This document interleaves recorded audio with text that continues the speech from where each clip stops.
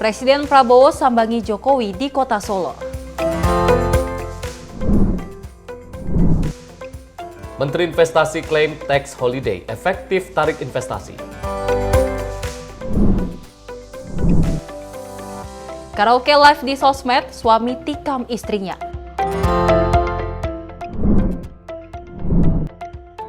Polisi masih selidiki penyebab kebakaran pabrik di Bekasi.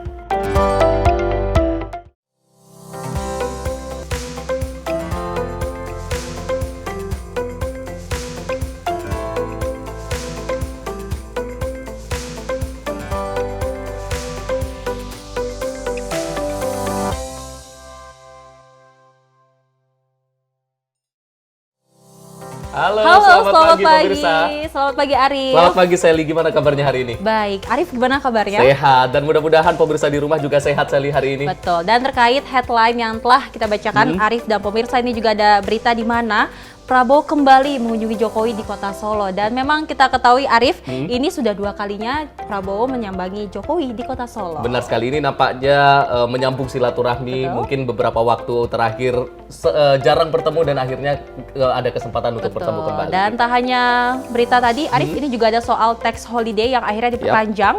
Karena memang kalau kita ketahui ini menarik hingga 25% untuk investasi di Indonesia. Benar sekali, dan selain itu kita juga ada informasi terkait dengan peristiwa-peristiwa terkini, peristiwa yang terjadi kemarin yang telah kita rangkum dalam Menyapa Pagi hari ini. Betul, dan inilah Menyapa Pagi selengkapnya.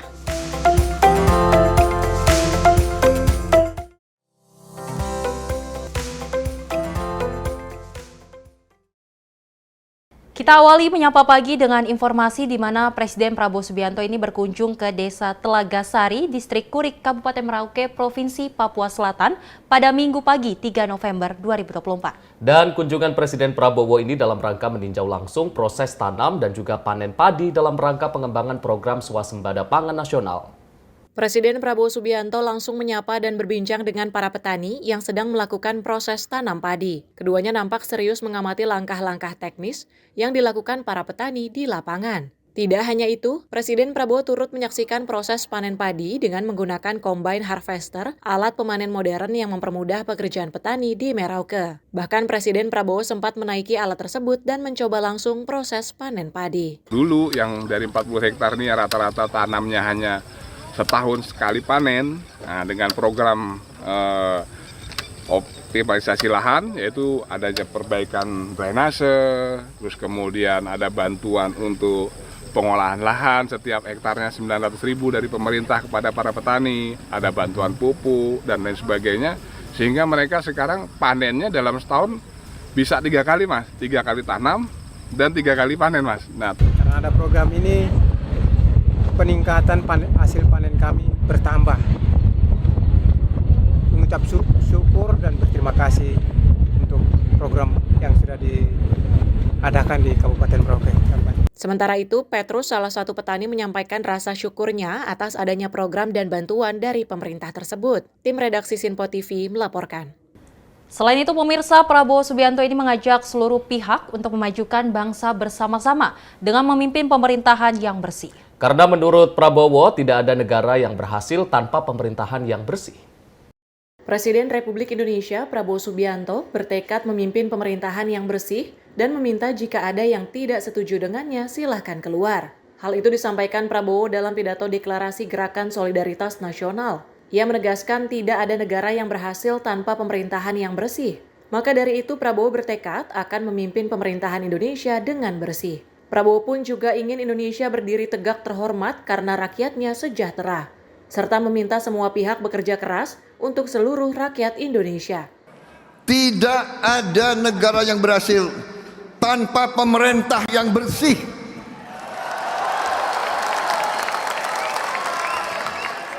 Karena itu saya bertekad memimpin pemerintah Republik Indonesia yang bersih.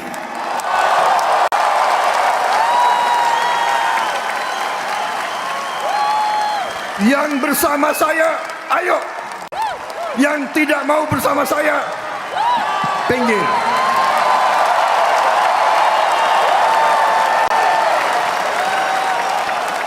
Mari kita wujudkan cita-cita pendiri bangsa kita, cita-cita Bung Karno,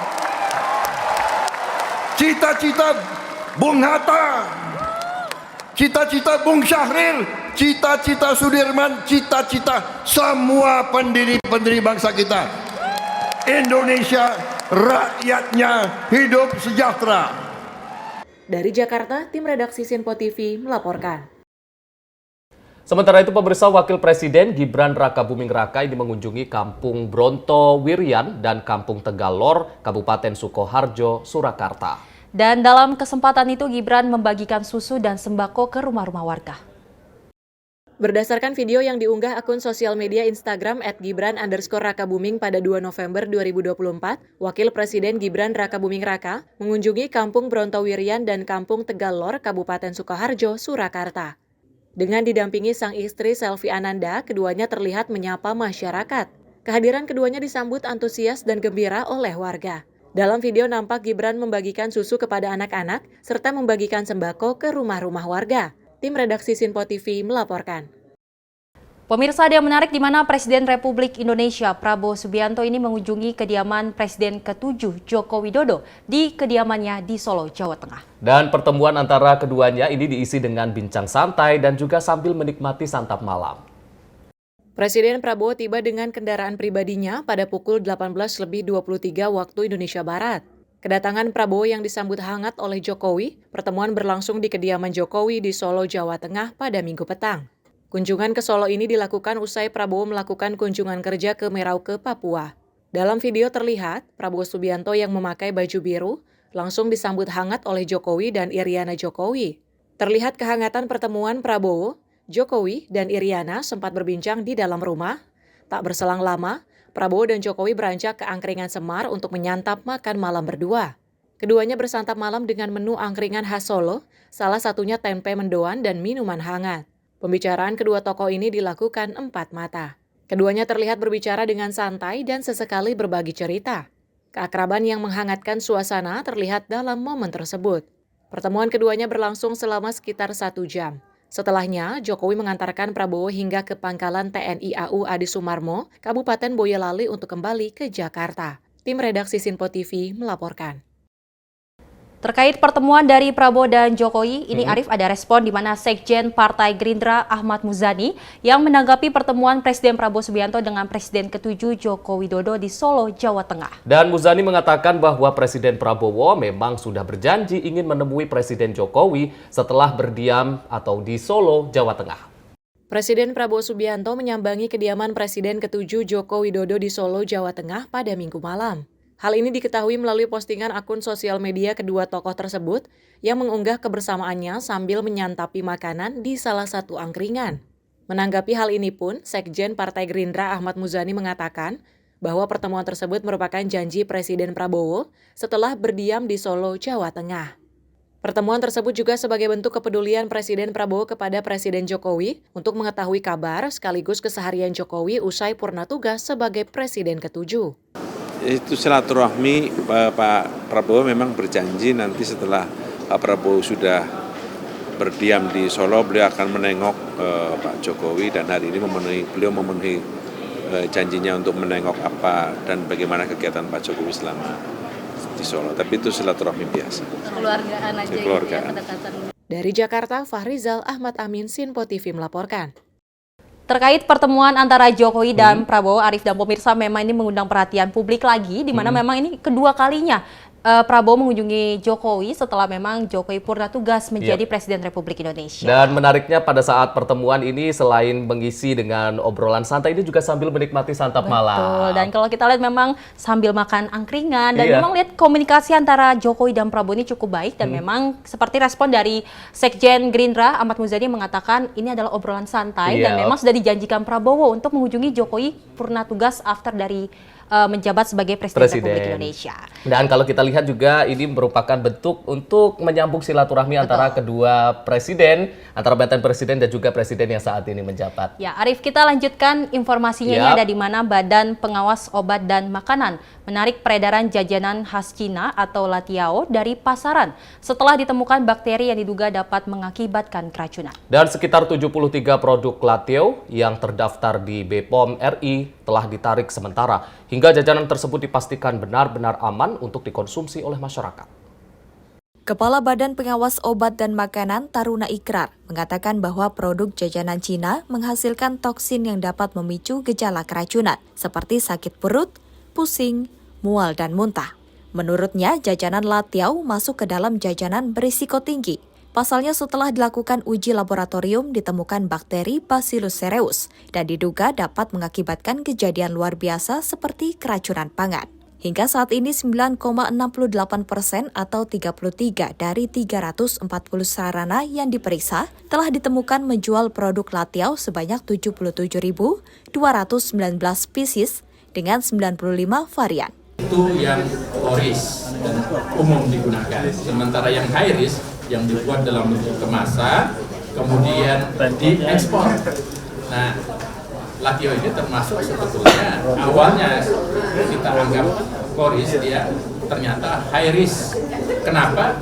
Karena itulah, karena dia high risk, maka kita mengambil langkah tegas dan cepat. Karena kita tidak mau kalau nanti tumbuh mikroorganisme. Yang pertama yang kita dapatkan dari uji laboratorium baru Bacillus cereus. Tapi boleh jadi karena dia high risk muncul bakteri-bakteri lain. Mungkin salmonella, mungkin jamur atau fungi, dan ini bisa berdampak pada sistem saraf, bisa berdampak pada sistem metabolisme kita yang disebut dengan hepatic system failure. Kemudian ada faktor lain lagi.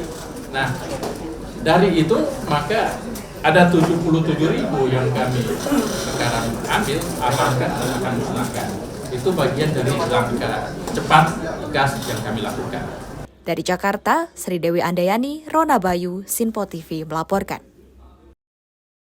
Sementara itu, pemirsa, Badan Karantina Indonesia telah melakukan monitoring pengujian terhadap keamanan pangan termasuk anggur Saint Muscat.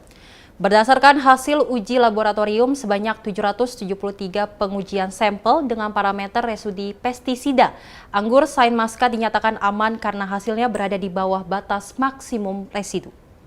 Pemerintah, dalam hal ini Badan Pangan Nasional, Badan Karantina Indonesia, dan Badan Pengawas Obat dan Makanan, memastikan anggur Saint Muscat yang beredar di Indonesia aman dikonsumsi oleh masyarakat. Hasil uji laboratorium menunjukkan bahwa 90% dari sampel yang telah diuji tidak teridentifikasi adanya residu pestisida. Sementara itu, 10% produk yang tersisa memang ditemukan adanya residu pestisida. Namun, hal tersebut masih berada di bawah batas maksimum residu dan dinyatakan aman. Nah, Badan Karantina Indonesia telah menetapkan batas maksimum residu untuk residu pestisida dan batas maksimum cemaran untuk logam berat serta cemaran mikroba yang mengacu pada standar internasional, Codex dan SNI. Untuk anggur impor, saat ini terdapat lebih dari 80 jenis bahan aktif pestisida yang telah diatur oleh BMR tersebut.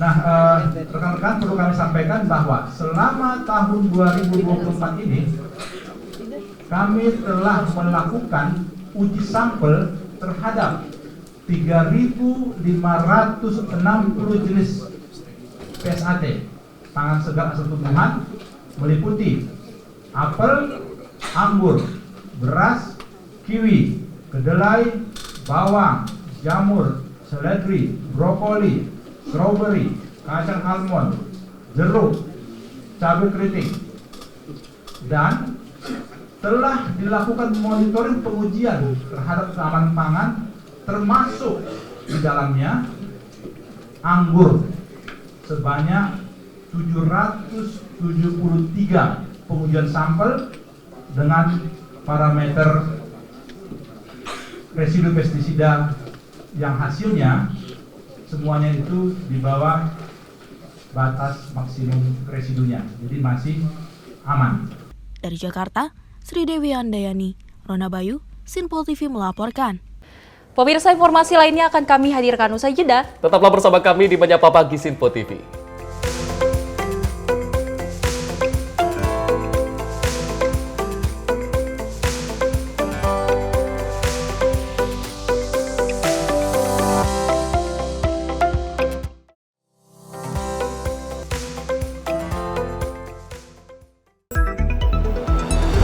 Jadilah yang pertama Mengetahui perkembangan terkini seputar informasi dari lembaga parlemen. Punya data nasional, tidak ada satupun backup berarti kan? Tiba-tiba ada putusan yang nggak masuk akal dan seperti ini gitu. Kita biarkan rekomendasi kepada KPK, periksa! Kami hadirkan informasi paling akurat untuk mengawal setiap informasi dalam rapat komisi dan paripurna. Tentunya bersama saya Andi Rezaldi yang telah kami rangkum dalam program Sinpo Parlemen. Saya Arif Rufani. Saksikan Sinpo Parlemen setiap Sabtu pukul 6 pagi, hanya di Sinpo TV. Pemirsa Sinpo TV kembali hadir menemani Anda dengan berbagai informasi yang telah kami rangkum dalam sepekan. Sajian lengkap informasi sepekan kami hadirkan untuk Anda.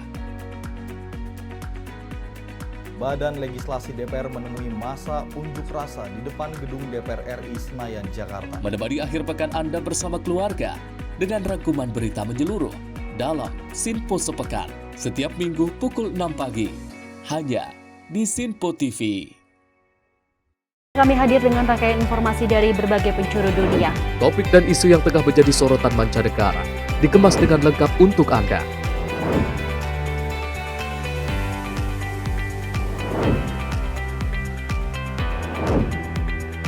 Peristiwa penting yang terjadi dari berbagai belahan dunia ini hadir dalam Sinpo Dunia setiap Senin hingga Jumat pukul 7:30 malam hanya di Sinpo TV. Halo pemirsa, kami kembali hadir dengan sejumlah informasi yang kami himpun dari berbagai penjuru dunia. Rangkaian informasi yang membuat akhir pekan Anda begitu bermakna. Sebuah kelompok di Afrika Selatan memberikan layanan pertunjukan film dengan tenaga surya. Berita yang menjadi sorotan media dari dalam dan luar negeri kami hadirkan untuk menemani pekan Anda dalam Sinpo Dunia Sepekan, Sabtu dan Minggu pukul 9 pagi, hanya di Sinpo TV.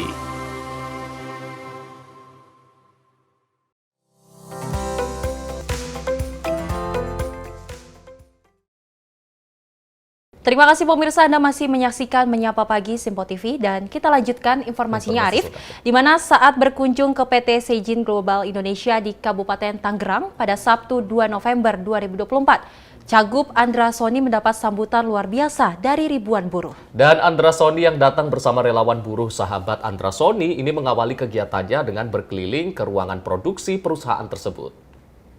Suasana antusias terasa saat Andra Soni tiba, disambut dengan riuh para buruh sambil meneriakan Andra Soni menang. Sambil berkeliling, Andra Soni berdialog dengan sejumlah buruh. Banyak dari para buruh juga yang melakukan swafoto. Selesai berkeliling, Andra Soni menuju tempat kegiatan utama yang lokasinya tak berjauhan. Andra Soni menyampaikan terima kasih atas sambutan dan dukungan para buruh. Pertemuan dengan buruh mengingatkannya pada pengalaman hidup saat menjadi buruh bangunan dari perusahaan ekspedisi. Dalam kesempatan yang sama, Andra Soni juga menerima ucapan terima kasih dari salah satu buruh, Zainab, yang menerima program bedah rumah dari relawan buruh sahabat Andra Soni. Sementara buruh lainnya, Ega Distiana mengapresiasi program Andra Soni. Ia berharap Andra Soni bisa melaksanakannya jika terpilih menjadi Gubernur Banten. Tim redaksi Sinpo TV melaporkan.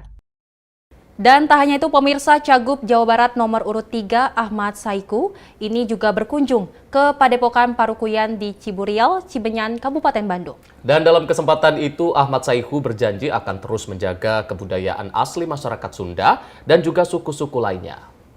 Berdasarkan video yang diunggah akun sosial media Instagram @syaiku_ahmad_ pada 3 November 2024, calon gubernur Jawa Barat nomor urut 3 Ahmad Syaiku berkunjung ke Padepokan Parukuyan di Ciburial, Cimenyan, Kabupaten Bandung. Ahmad Syaiku bertemu dengan Abahyon Suparman dan 15 paguyuban masyarakat adat Sunda. Menurut Ahmad Syaiku, kesamaan antara Jabar Asih dengan teman-teman budayawan adalah sama-sama ingin Jawa Barat lebih maju tanpa meninggalkan kebudayaannya. Ahmad Syaiku dan Ilham Habibi berjanji akan terus menjaga kebudayaan asli masyarakat Sunda dan juga suku-suku lainnya. Hatur nuhun kasadayana anu tos mercayakeun ka abdi sareng Kang Ilham kanggo di Pilkada 2024 siap ngarojong pasangan asih. Siap gitu Kang Rojo? Siap. Tim redaksi Sinpo TV melaporkan. Sementara itu, pemirsa, memasuki bulan terakhir masa kampanye, calon gubernur dan wakil gubernur Jawa Timur Khofifah Indar Parawangsa Emil Elestianto Dardak semakin intensif berkeliling daerah. Betul sekali Arif, dan pemirsa, di mana di Tulu Agung keduanya ini bertemu sejumlah tokoh se-eks-karesidenan Kediri dan juga Madiun. Pertemuan itu dihadiri sejumlah tokoh dari salah satu perguruan silat. Pertemuan ini terkesan istimewa karena dihadiri langsung Khofifah maupun Emil. Dalam pertemuan itu, pihaknya bertukar pikiran menyangkut pemberdayaan pemuda, termasuk peningkatan prestasi bagi para atlet seni bela diri pencak silat. Lebih lanjut, Emil menjelaskan, untuk pemberdayaan kelompok muda, Paslon Hovifah Emil memiliki sejumlah program strategis untuk meningkatkan kesejahteraan ekonomi, salah satunya adalah petani milenial. Strategi itu dinilai akan menarik anak muda karena memiliki nilai tambah yang tinggi dan bisa dimaksimalkan dengan adanya teknologi tepat guna. Tak hanya itu, mantan Bupati Trenggalek ini juga menyinggung pemberdayaan para pemuda silat, salah satunya untuk bergabung dalam tim tanggap darurat bencana. Tim redaksi Sinpo TV melaporkan. Dan Cawagup Jabar nomor urut 4 pemirsa Erwan Setiawan ini juga belusukan ke Pasar Baru, Kota Bandung pada Senin siang kemarin. Dan mendapat dukungan masyarakat dan pedagang Jawa Barat, pihaknya menjanjikan akan memberikan perbaikan untuk pasar tradisional hingga pelaku usaha mikro dan menengah di Jawa Barat. Calon Wakil Gubernur Jawa Barat nomor urut 4, Erwan belusukan di Pasar Baru Kota Bandung Senin siang. Berkeliling ke beberapa lantai mendengar keluhan pedagang yang penghasilannya menurun akibat kunjungan yang turun hingga 40%. Cawagup yang berpasangan dengan Cagup Deddy Mulyadi yang diusung oleh Partai Gerindra ini pun disambut para pedagang yang tergabung dalam Gerakan Masyarakat Pecinta Pasar Tradisional atau Gema Cipta. Di Pasar Baru yang legendaris di Kota Bandung ini, terdapat sekitar 4.200 pedagang. Dari jumlah tersebut, hanya terisi sekitar 60% akibat dampak panjang dari COVID-19. Pihaknya pun berjanji apabila terpilih menjadi pemimpin di Jawa Barat, akan konsep menata pasar tradisional lebih baik dan membangun kemajuan usaha mikro kecil dan menengah di Jawa Barat. Saya bisa berkunjung ke pasar legendaris di Kota Bandung, Pasar Baru, yang sampai saat ini masih tetap eksis. Tadi saya sudah kunjungi juga kios yang ada di Pasar Baru ini. Alhamdulillah, walaupun masih terasa ya kemarin pandemi COVID ini di semua bidang, terutama di bidang ekonomi, di Pasar Baru ini juga, tapi di Pasar Baru ini masih terbilang masih sangat bagus dibanding dengan pasar-pasar tradisional lainnya yang ada di Jawa Barat.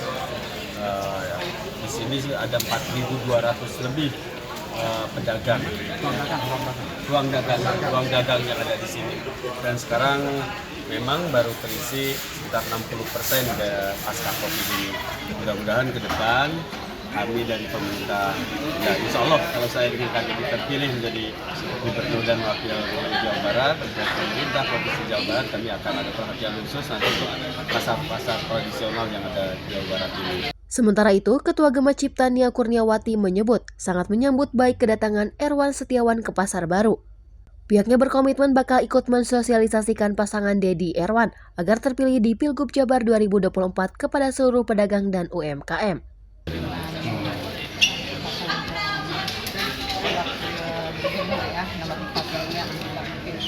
Nanti pasar tradisional khususnya di Batam juga di Jawa Barat ya, karena kita bukan hanya pasar, ada kaki rumah, ada juga UKM-nya gitu kan, jadi kita udah meliputi semuanya.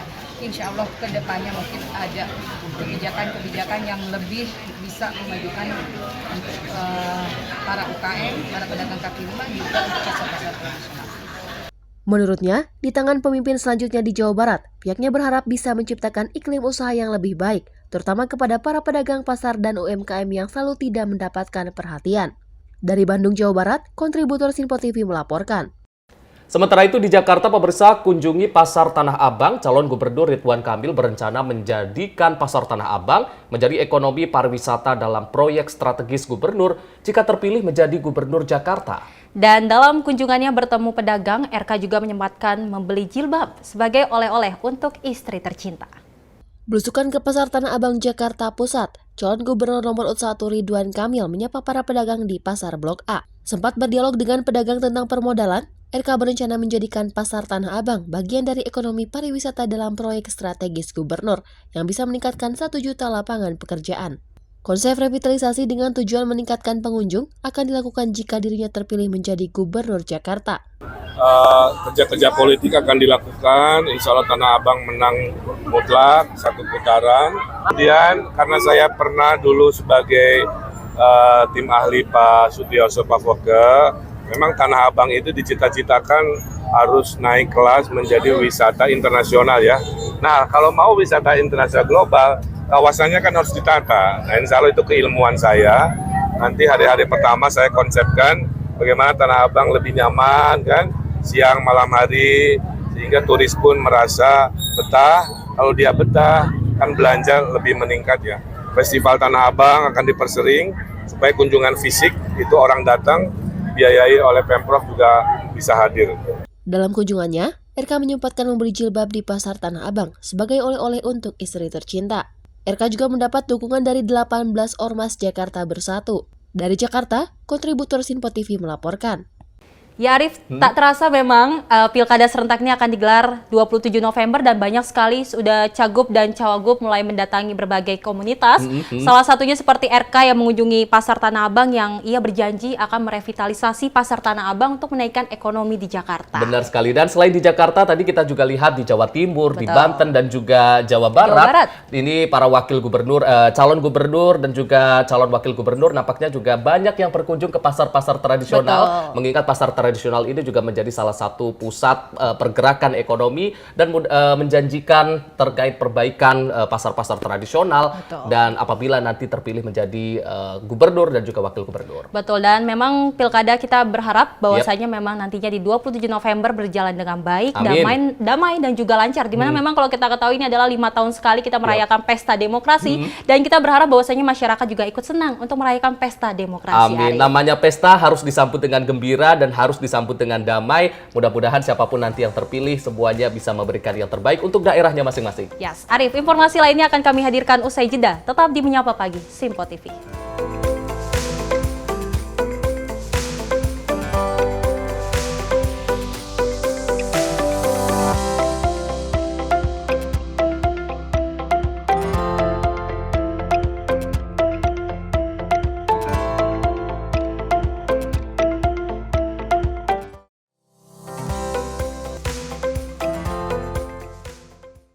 Halo, selamat pagi pemirsa Simpo TV. Selamat pagi Andi. Selamat pagi, Fen. Beragam informasi terbaru hadir menemani Anda sebelum memulai hari. Itu memang dari Menteri Perhubungan juga mendukung, Betul. dari Menteri Keuangan juga mendukung, dan kita sebagai masyarakat pun juga Harus mendukung. Mengangkat isu yang tengah menjadi pembicaraan paling hangat. Semarakan pagi Anda bersama Menyapa Pagi. Setiap Senin hingga Jumat pukul 6 pagi. Hanya di Sinpo TV. Halo, selamat malam pemirsa. Senang sekali rasanya kami mengisi ruang informasi Anda. Akhiri aktivitas Anda dengan rangkuman perkembangan peristiwa yang terjadi sepanjang hari. Sebelumnya kita saksikan ada sekitar 3.000 tamu undangan, sementara di Ibu Kota Nusantara ini ada sekitar 2.000 tamu undangan. Rangkaian informasi nasional dan mancanegara dirangkum sebagai penutup hari dalam Menyapa Malam. Setiap Senin hingga Jumat pukul 8 malam, hanya di Sinpo TV. Kami hadir dengan rangkaian informasi dari berbagai penjuru dunia. Topik dan isu yang tengah menjadi sorotan mancanegara dikemas dengan lengkap untuk Anda.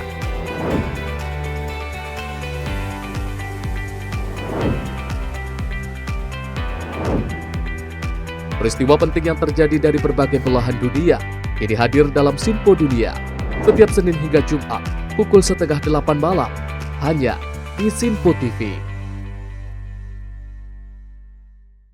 Halo pemirsa, kami kembali hadir dengan sejumlah informasi yang kami himpun dari berbagai penjuru dunia. Rangkaian informasi yang membuat akhir pekan Anda begitu bermakna. Sebuah kelompok di Afrika Selatan memberikan layanan pertunjukan film dengan tenaga surya. Berita yang menjadi sorotan media dari dalam dan luar negeri kami hadirkan untuk menemani pekan Anda dalam Sinpo Dunia Sepekan, Sabtu dan Minggu pukul 9 pagi, hanya di Sinpo TV.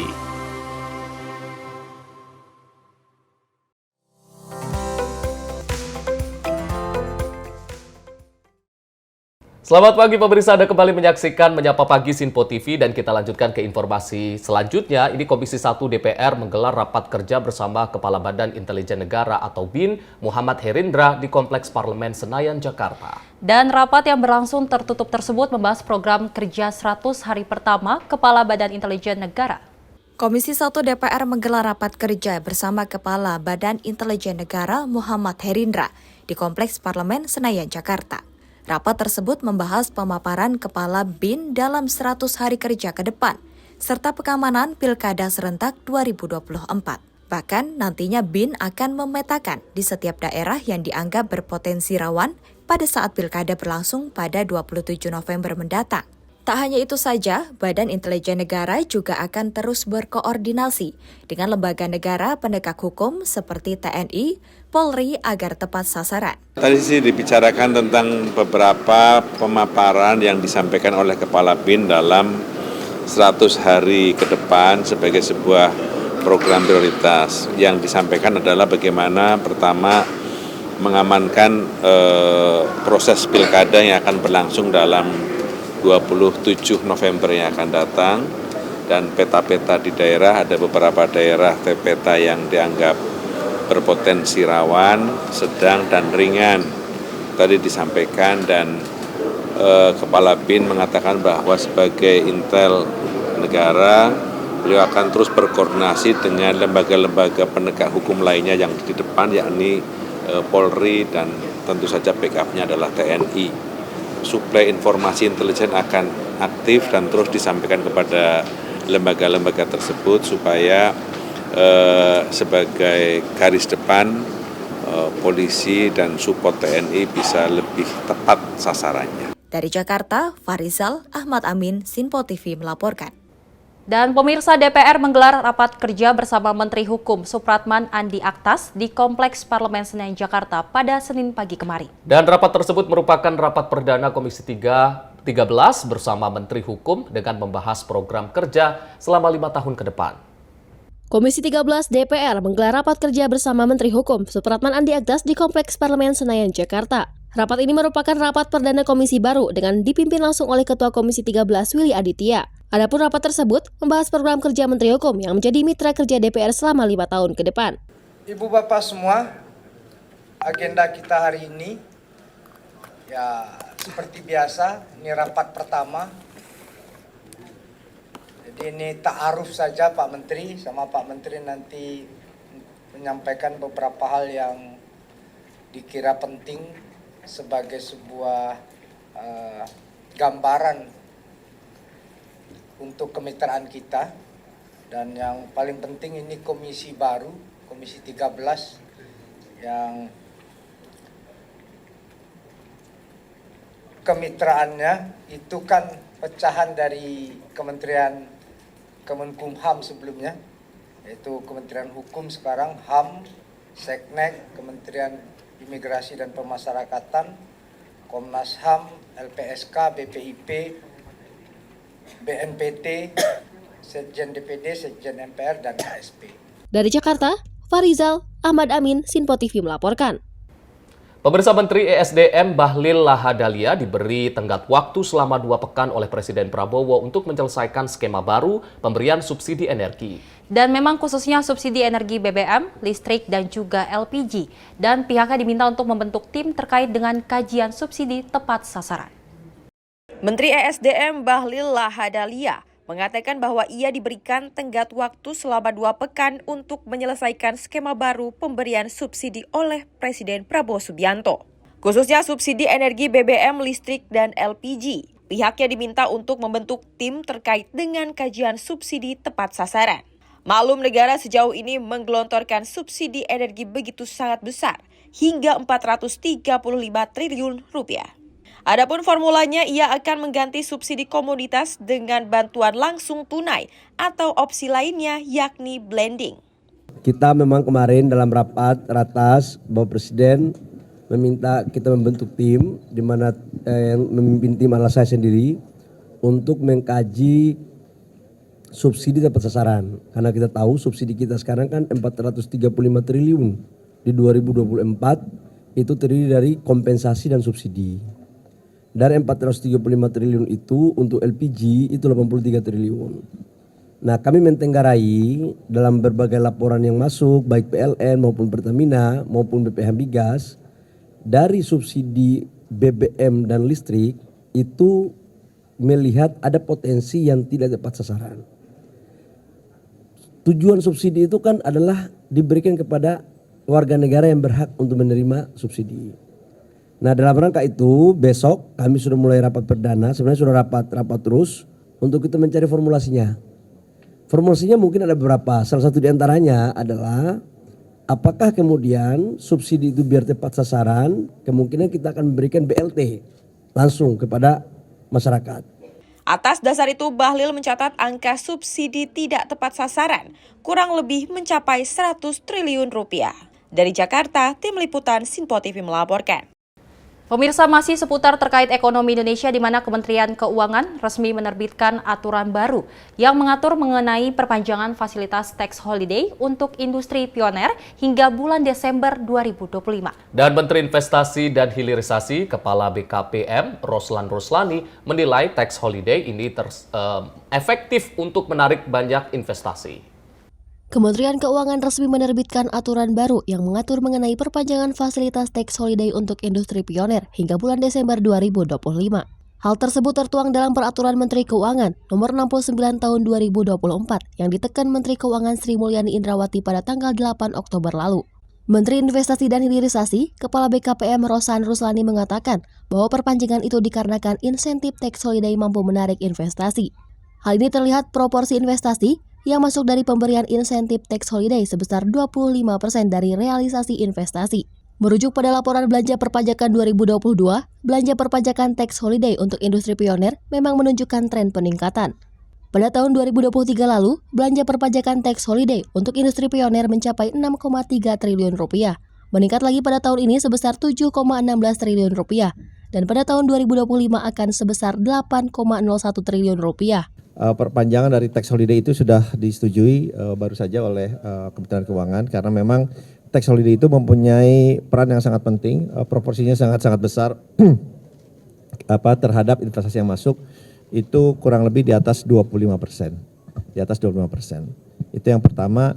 Yang kedua, memang menyangkut dengan adanya GMT ini, Global Minimum Tax, yang rate-nya itu ada 15%, yang banyak sudah diberlakukan di banyak negara sebetulnya. Hampir 100 negara lebih, dan memang ini mempunyai dampak kepada kita ya, tentunya kepada semua negara, karena sekarang memang kita sudah melakukan adjustment, kita sampaikan bahwa memang apabila global minimum tax ini diberlakukan, kalau kita tidak memungut pajak 15%, negara yang bersangkutan yang akan memungut. Jadi asas manfaatnya tidak di kita. Nah, jadi kita sudah sampaikan kepada penerima tax holiday ini, apabila ini diberlakukan ya akan ada adjustment, tetapi tidak usah khawatir karena kita bisa memberikan insentif dalam bentuk lain. Insentif dalam bentuk lain yang kita sudah melakukan assessment sehingga kita berikan dalam bentuk lain sehingga yang tax holiday yang 15% itu bisa dikompensasi dalam bentuk lain. Dari Jakarta, Dio Malau, Sinpo TV melaporkan. Terkait tax holiday, Arif dan pemirsa, memang kita ketahui memang untuk tax holiday sendiri ini dapat menaikkan investasi di Indonesia hingga 25%. Jadi memang Roslan sendiri ingin memperpanjang dari tax holiday tersebut. Benar sekali, dan kalau kita lihat tadi juga Presiden Prabowo ini memberikan tenggat waktu kepada para menterinya untuk memberikan gebrakan-gebrakan dan juga ada target-target yang harus dicapai khususnya dalam masa 100 hari pertama kerja. Betul, kita berharap bahwasanya Kabinet Merah Putih dapat menunjukkan aksi nyata dalam bekerja selama 5 tahun ke depannya. Ya. Dan informasi selanjutnya kita akan sajikan usai jeda pariwara. Untuk itu jangan kemana-mana, tetaplah bersama kami di Menyapa Pagi, Sinpo TV.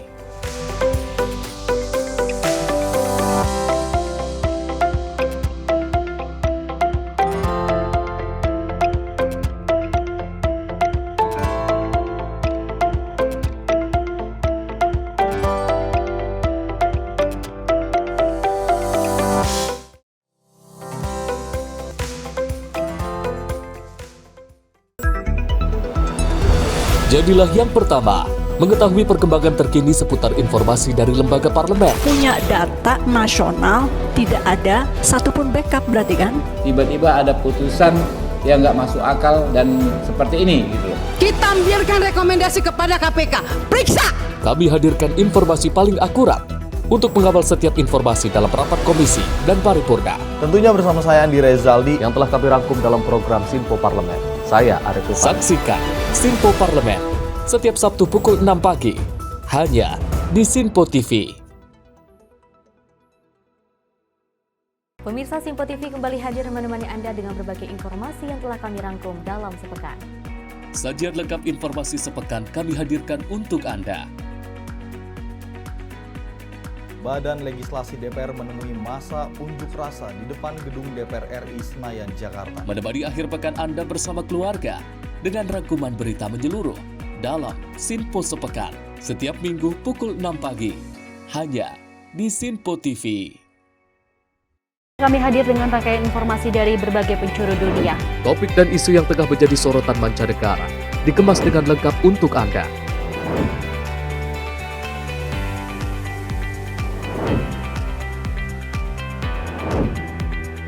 Peristiwa penting yang terjadi dari berbagai belahan dunia ini hadir dalam Sinpo Dunia setiap Senin hingga Jumat pukul 7:30 malam hanya di Sinpo TV.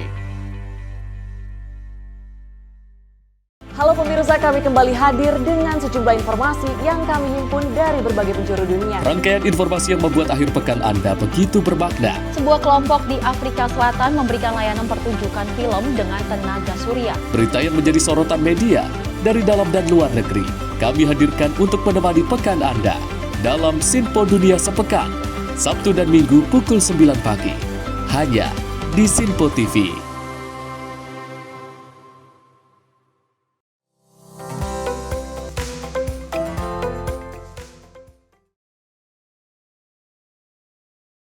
Ya, Arif dan pemirsa, Anda masih menyaksikan Menyapa Pagi Sinpo TV, dan ini kalau kita lihat, Arif, banyak sekali peristiwa terkait kebakaran yang memang masih terkait dengan cerobohan masyarakat.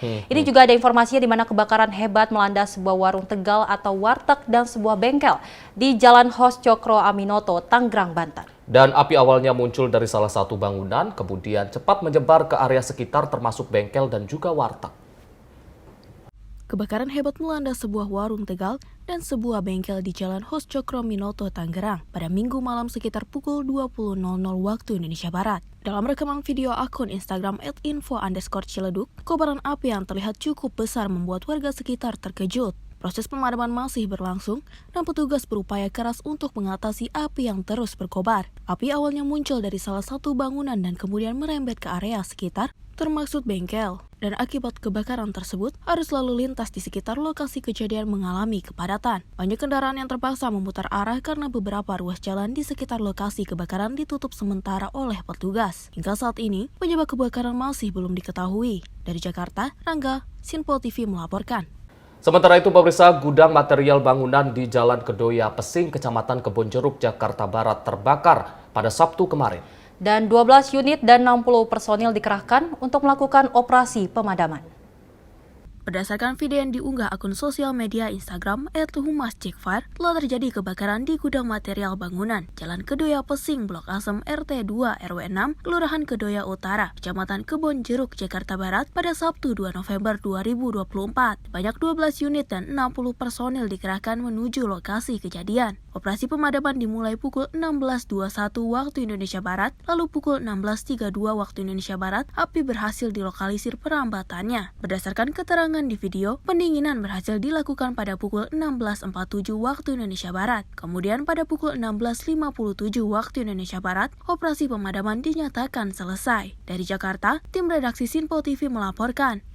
Dan tak hanya itu pemirsa, kebakaran hebat yang merenggut 9 korban jiwa pekerja PT Jati Perkasa Nusantara di Medan Satria, Kota Bekasi, Jawa Barat, kini masih dalam pendinginan. Dan 1 unit mobil pemadam dan juga petugas kini masih di lokasi kebakaran. Adapun penyelidikan kasus kebakaran pekan terbaik ini diambil alih ke Polda Metro Jaya.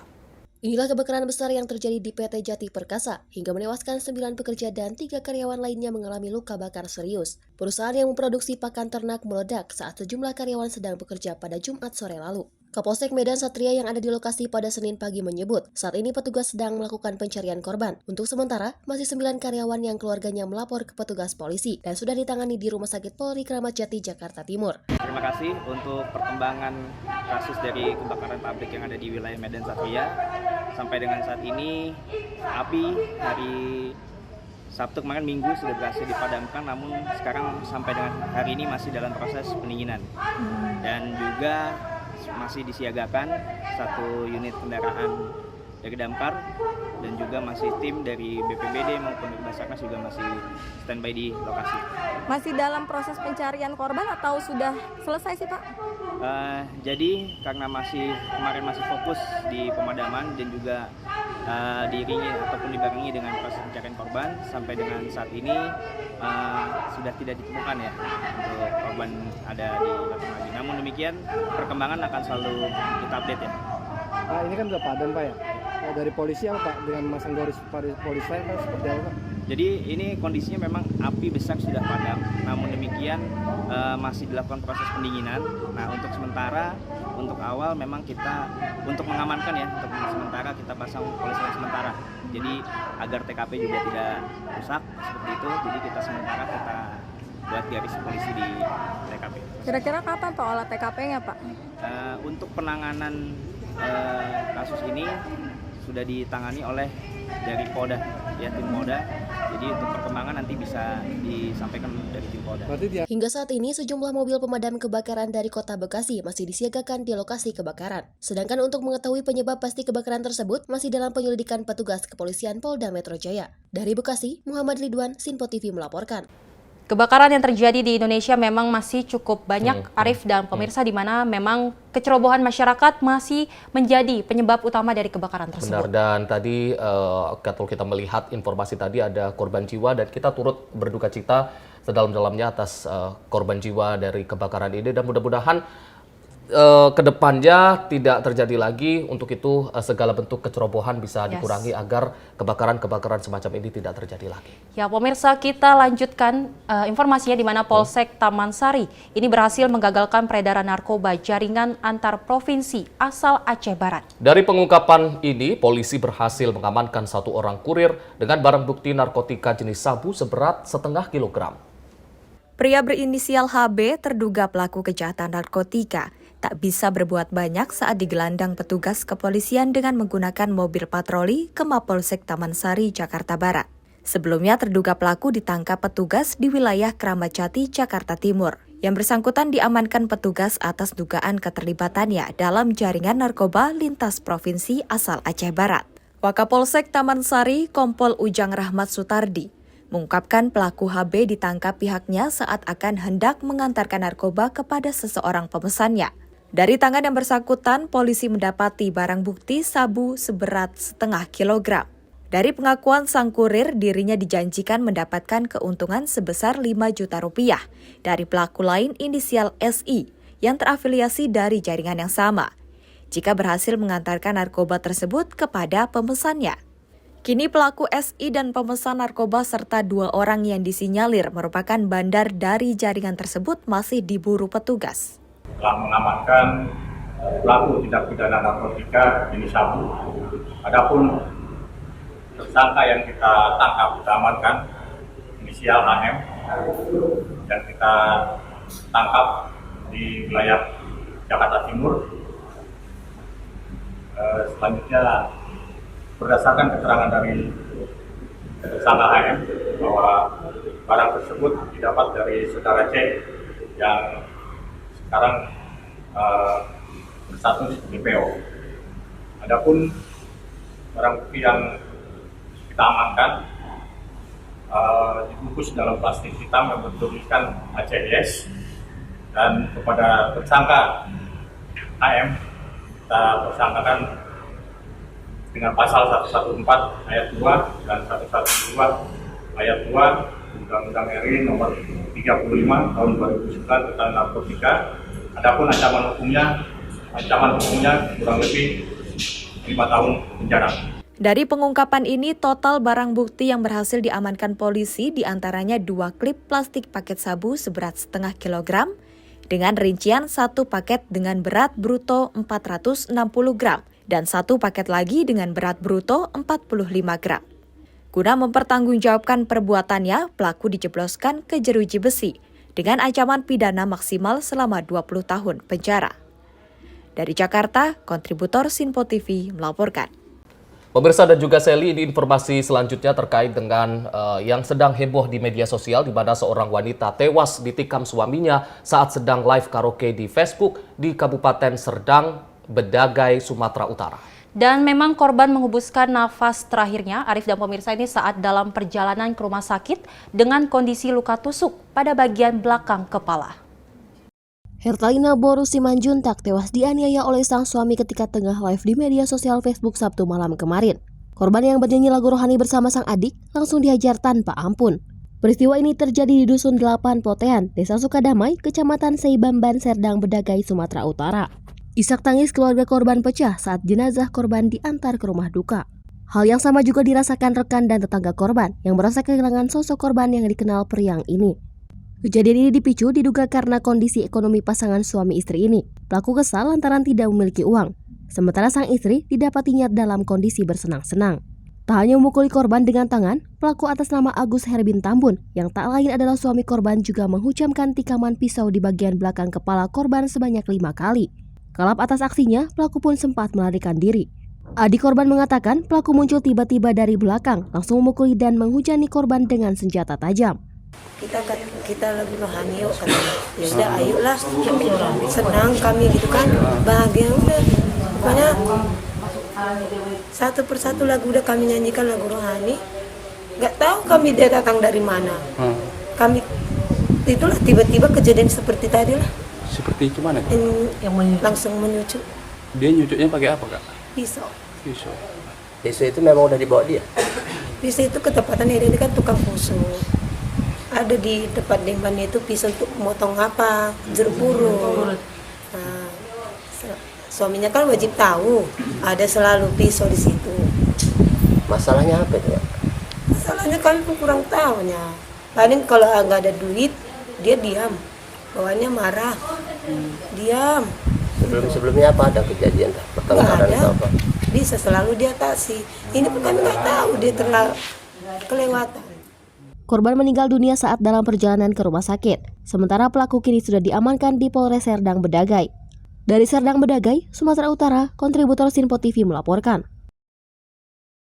Terkait informasi yang kurang mengenakan tadi, Arif dan pemirsa, memang menjadi perhatian bagi masyarakat Indonesia, di mana memang kita ketahui faktor dari ekonomi dan juga masa lalu ini selalu menjadi peributan antara suami istri yang memang akhirnya menjadi seperti kejadian ini, yaitu akhirnya sang istri tewas. Dan perlu satu hal yang menjadi catatan adalah apapun alasannya, entah itu selingkuh, entah itu masalah ekonomi, tidak ada pembenaran untuk melakukan kekerasan dalam rumah tangga. Betul. Apalagi ini berujung sampai kematian dan juga pembunuhan. Mudah-mudahan hal-hal semacam ini tidak terjadi lagi. Kita berharap bahwasanya memang antara suami dan istri memiliki komunikasi yang baik agar kasus serupa ini tidak terjadi lagi dalam masyarakat Indonesia. Benar sekali. Dan juga Sally dan juga pemirsa, informasi tadi sekaligus menutup perjumpaan kita di Menyapa Pagi Sinpo TV edisi hari ini. Dan pemirsa, ikuti selalu Menyapa Pagi Sinpo TV dan program-program lainnya dalam Sinpo TV yang bisa diakses melalui media sosial, mulai dari Instagram, TikTok, hingga YouTube. Dan akhir kata saya Arif Rifai. Dan saya Sally Sregar. Terima mewakili kasih. seluruh kru yang bertugas mengucapkan terima kasih. Selamat pagi. Sampai jumpa.